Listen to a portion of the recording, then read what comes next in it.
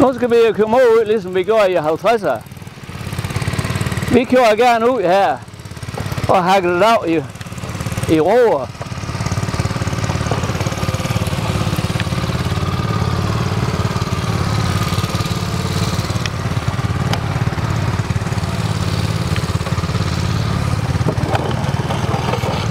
Vi tøgte, det var nemmere og så spredt.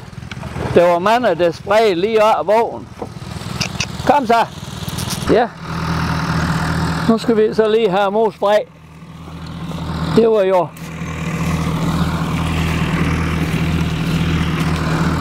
Og vi har jo både kartofler og rør derhjemme, som gerne vil have mod det hele. Og så fatter han så gerne, at vi skulle strække alt det vi kunne, for at komme ud over størst muligt stykke.